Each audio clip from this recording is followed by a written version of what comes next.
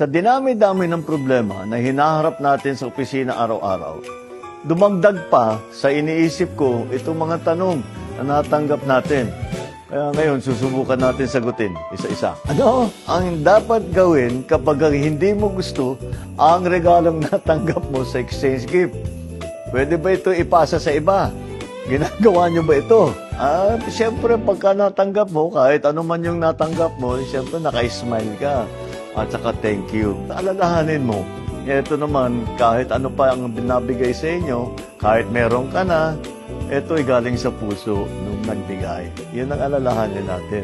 Pero hindi naman dapat na masayang.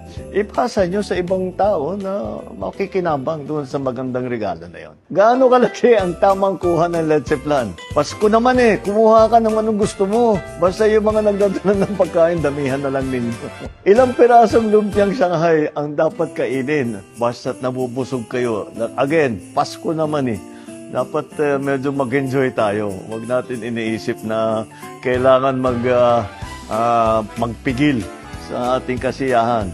Kaya ulit, yung mga maghahanda ng pagkain, dami-damihan na lang ninyo para may baong pampauwi. Ano ang dapat sabihin sa kamag-anak kapag sinabi niya, "Uy, tumaba ka"? Madaling sagutin yan. "Uy, tumaba ka." Oo nga ikaw din. Ikaw, what do you think? Anong dapat sabihin?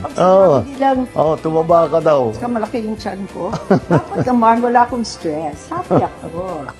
Kami naman ang magtatanong. Ang lagi namin tinatanong sa mga anak namin, yung tatlong anak kong lalaki, ba't wala pa kaming apo?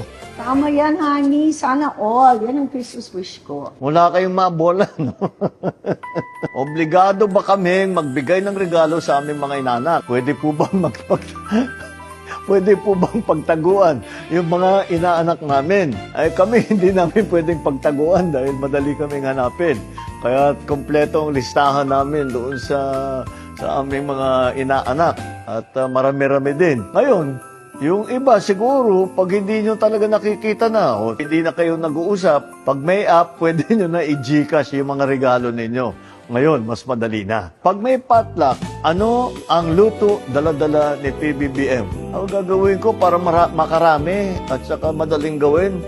Spaghetti. Sana ay masaya at mapayapa ang inyong pagdiriwang kasama ang inyong mga kaanak at kaibigan. Sa pagkain, yung sakto lang po. Alam nyo naman, mataas ang mga kaso ng heart attack ngayong panahon dahil napaparami po ang kain natin ng taba. Ingat lang po sa pagmamaneho kung saan po kayo pupunta. At siyempre, mag-ingat sa mga paputok. Iwasan na natin yan. Doon na po tayo sa mga turotot at iba pang malingay na mga laruan. Para kumpleto at masaya ang pagsalubong natin sa darating na bagong taon. Merry Christmas! Happy New Year po!